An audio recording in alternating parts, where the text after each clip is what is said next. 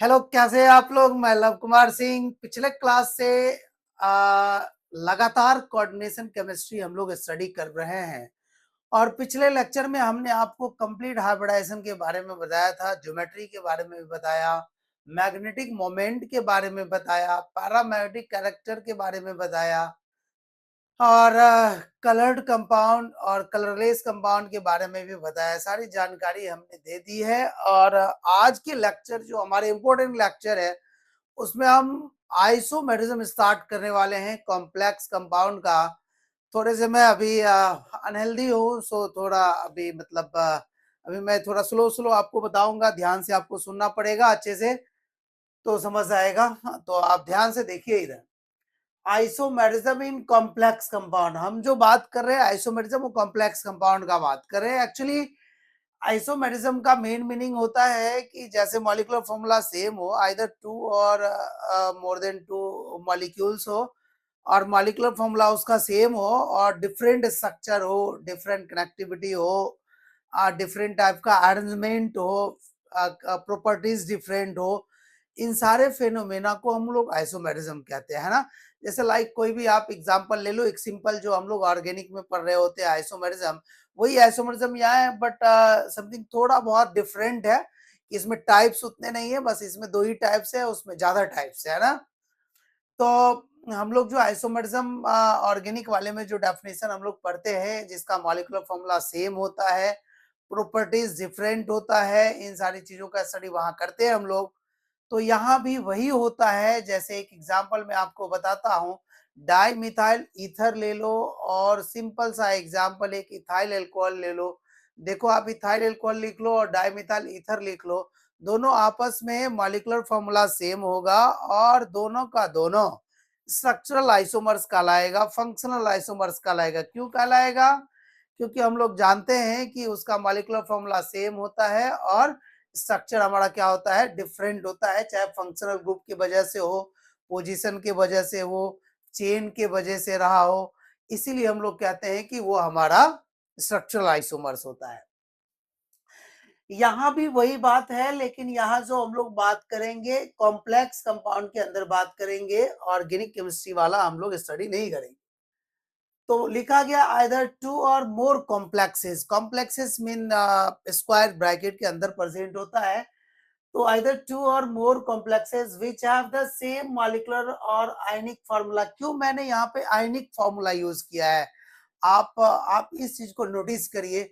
हम जब ऑर्गेनिक वाले में जब आइसोमेरिज्म लिख रहे होते हैं तो वहां क्या लिखते हैं कि सिंपल लिखते हैं, मॉलिक्यूलर फार्मूला सेम होता है, पर हम आयनिक फार्मूला को यूज नहीं करते। लेकिन नाउ हियर हम आयनिक मॉलिक्यूलर फार्मूला का यूज किया हूं साथ साथ। ऐसा इसलिए कि जब हम कॉम्प्लेक्स कंपाउंड पढ़ते हैं तो वहां कैटायनिक भी होता है और एनायनिक कॉम्प्लेक्स भी होता है, पॉजिटिव चार्ज वाला भी होता है, नेगेटिव चार्ज वाला होता है।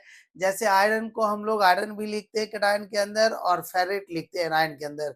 तो हमारे इसलिए यहाँ पे हमने आयनिक फॉर्मूला यूज किया है ना। But differ in structural arrangement of their atoms are called isomers, and this phenomena is known as isomerism. तो आपको बताया गया कि ये दो और दो से अधिक कॉम्प्लेक्सेस होंगे जिसमें बताया गया कि सेम मॉलिक्यूलर फॉर्मूला या आयनिक फॉर्मूला होना चाहिए, बट डिफरेंट स्ट्रक्चरल अरेंजमेंट हो, एटम्स, है ना, उसी को हम लोग आइसोमर्स कहते हैं। This isomers have different properties and जितने भी आइसोमर्स होते हैं उसका डिफरेंट प्रॉपर्टीज होगा। हमने पहले भी बताया, आपको बताया गया coordination compound mainly exhibit two type of isomerism. दो टाइप का ये आइसोमेरिज्म मेनली शो करता है। One is structural isomerism and other is stereo isomerism. First, stereo structural isomerism. Structural isomerism, they have different structure, they have different structure. I mean, मान लो कि दो complexes हमने लिख लिया है और कुछ ऐसा लिगेंड्स है जिसको हमने क्या किया है ना कि उस लिगेंड्स को जो कॉम्प्लेक्स के अंदर है उसको बाहर निकाल दिया, मतलब आयोनाइजेशन वाले पार्ट में, और जो आयोनाइजेशन वाले पार्ट में है उसमें भी कुछ हम चेंजिंग कर लिया, या फिर जो अंदर की है हम उसको बाहर निकाल दिए, कुछ ना कुछ चेंजिंग हो गया हो। इस टाइप के डिफरेंट स्ट्रक्चरल को हम लोग कहते हैं कि वो स्ट्रक्चरल आइसोमरिज्म के अंदर आएगा। मैं एग्जांपल की बात कर रहा हूं, आप जरा ध्यान से देखिए। It arises due to the differ in structural or atoms to atom bonding sequence, जो हमारा लिगेंड्स जो बॉन्डेड है सीएमए से, उसके चेंजिंग के वजह से जो हमारा स्ट्रक्चर डिफरेंट होगा, वो हमारा स्ट्रक्चरल आइसोमरिज्म के अंदर आएगा। जैसे मान लो हमारे पास NO2 है, NO2 है, अब उस NO2 को हम NONO भी लिखते हैं, NO2 माइनस भी लिखते हैं और ONO भी लिखते हैं, तो दोनों का कनेक्टिविटी क्या है, अलग अलग है, स्ट्रक्चर क्या हो जाएगा, डिफरेंट हो जाएगा, तो ये दे आर स्ट्रक्चरल आइसोमर्स, है ना। Okay, structural isomers, there are 7 types. One is linkage isomers, other is coordination position isomers, and third is hydrated isomers, and fourth is ionization isomerism, and fifth coordination isomerism, and sixth ligand isomerism, and now last 7 number polymerization isomerism. तो structural isomerism को 7 type में divide किया गया। 7 type में जो पहला type के बारे में बताया गया वो लिंकेज आइसोमेरिज्म है, दूसरा कोऑर्डिनेशन आइसोमेरिज्म है, तीसरा हाइड्रेटेड आइसोमेरिज्म है, चौथा हाइब्रिडाइजेशन आइसोमेरिज्म है, पांचवा कोऑर्डिनेशन आइसोमेरिज्म है, छठा में लिगैंड आइसोमेरिज्म है और सातवें नंबर में पॉलीमराइजेशन आइसोमेरिज्म है। तो आइसोमेरिज्म कितने टाइप के होंगे, कॉम्प्लेक्सेस वाले 2 टाइप के होंगे, एक स्ट्रक्चरल और दूसरा स्टीरियो। स्ट्रक्चरल का मतलब उसका लिगेंड की वजह से स्ट्रक्चर चेंज हुआ हो, डिफरेंट स्ट्रक्चर दिखता हो कॉम्प्लेक्सेस के अंदर या कॉम्प्लेक्सेस के बाहर, ऐसा कुछ अरेंजमेंट किया गया हो जिसकी वजह से उसका स्ट्रक्चर चेंज हो जाता होगा। तो सो दे 7 ये all 7 are structural isomers and they have different structure, है ना। तो जैसे मान लो कि मैं अगर पहला स्ट्रक्चरल आइसोमर्स का अगर मैं बात करूं, लिंकेज आइसोमर्स का, तो जरा देखो क्या होता है।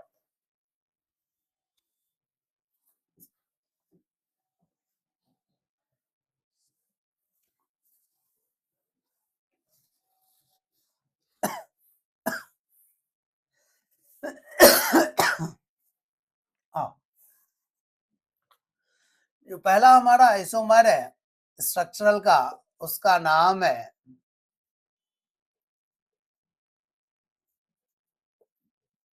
लिंकेज आइसोमरिज्म, है ना। जरा देखना, जो हमारा लिंकेज आइसोमेरिज्म है, वो लिंकेज आइसोमेरिज्म का मतलब होता है एम्बिडेंटेड जो लिगेंड्स है, उस लिगेंड्स में चेंजिंग आना, है ना। तो this type of isomerism, this type of isomerism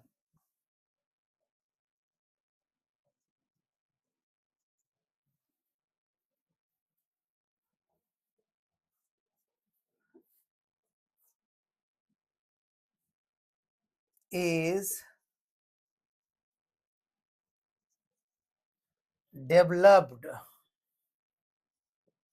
by the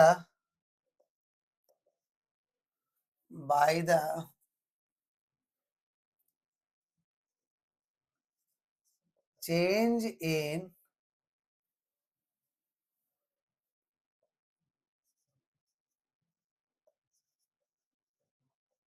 ambidentate ligands. आपको तो मालूम है कि मैंने पढ़ाया एम्बिडेंटेड लिगेंड कौन कौन होता है। Ambidentate ligand such as ONO minus, NO2 minus, CN minus, NC minus, SCN minus, NCS minus, CNO minus, NCO minus, है ना।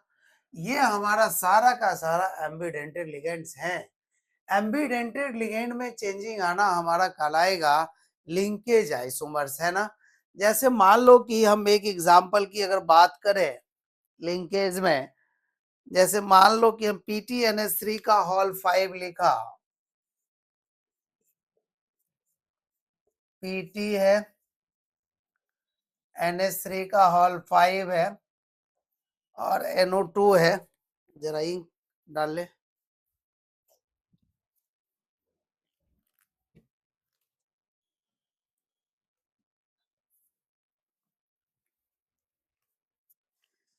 तो लिंकेज आइसोमर्स का मतलब होगा जो हमारा एम्बिडेंटेड लिगेंड्स के अंदर चेंजिंग हुआ हो। एम्बिडेंटेड लिगेंड का जो चेंजिंग होगा कॉम्प्लेक्सेज के अंदर, हम कहेंगे वो लिंकेज आइसोमर्स है। मैंने लिखा है ना, change in ambidentate ligand such as in या विद इन, यहाँ पे लिख देता हूं उसको, विद इन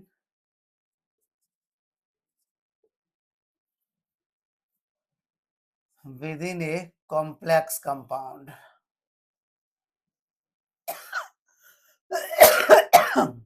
है ना। ये हो गया एग्जांपल में, पीटी ले लो, NH3 का होल 5, NO2 ले लिया, और यहाँ कुछ भी ले लो आप, ClO4 ले लिया। अब दूसरा ले लेते हैं इसी में। अब जैसे मान लो coordination number must be same, जैसे मान लो कि यहाँ कोऑर्डिनेशन नंबर कितना है, एक अमोनिया मोनोडेंटेट 5 है, और ये भी आप जान रहे कि मोनोडेंटेट है 5, एक 6 हो गए कोऑर्डिनेशन नंबर। और ये तो आयोनाइजेशन स्फीयर है ना, ये कॉम्प्लेक्स पार्ट और ये आयोनाइजेशन पार्ट है ना।